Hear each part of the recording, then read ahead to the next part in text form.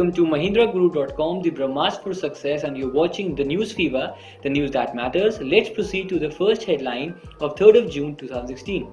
Former media professional Rahul Johri took charge as the first Chief Executive Officer of the Board of Control for Cricket in India. Now, this is a new post created in this esteemed body, and this has come after various allegations and various recommendations from the committee that was based on the spot fixing scandal. Let's see the question that could come.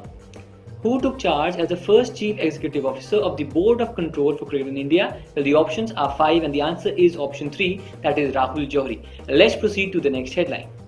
Organization for Economic Cooperation and Development, the abbreviated form is OECD, said that India's growth rate is expected to be 7.5% in the current fiscal year 16 to 17.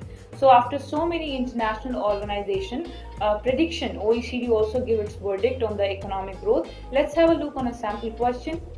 According to Organization for Economic Cooperation and Development, the expected growth rate of India for the year 16 to 17 would be option number 2, that is 7.5% is the right answer. From OECD, so many questions are also asked that where is its headquarters, when it was established, because this is very important international organization. Let's move toward the next news. The Union Cabinet, headed by Prime Minister Narendra Modi, approved setting up of India Post Payments Bank as a public limited company under the Department of Post with 100% Government of India equity. Well, remember, RBI provided license to around 11 entities for the payment bank. One of those entities was the Indian Post Office. So in a way, this would be a government-backed payment bank. Now let's see the question that could come. The Union Cabinet approved which payment bank as a public limited company with 100% equity by Government of India? Well, we have 5 options, and interestingly, all the 5 options are the selected applicants. Well, the answer is option 4, India Post. Let's see the next headline. Senior IPS officer Naveen Agrawal has been appointed Chief of National Anti-Doping Agency, NADA, working for Dope-Free Sports. So, in the news itself, you get a very important point. What is the full form of NADA, which is an abbreviated form? So, that is National Anti-Doping Agency. Mr. Naveen Agrawal is an IPS officer from Jammu and Kashmir cadre. Let's have a look on a sample question. Recently, who has been appointed as the Chief of National Anti-Doping Agency, NADA? So, there are 5 options. So, option number 2, that is Naveen Agrawal, is the right answer. Let's move toward the next news.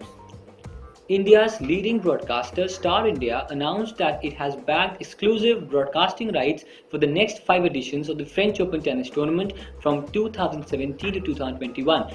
The French Open is played on the Roland Garros in Paris, France, and is one of the 4 Grand Slams of tennis.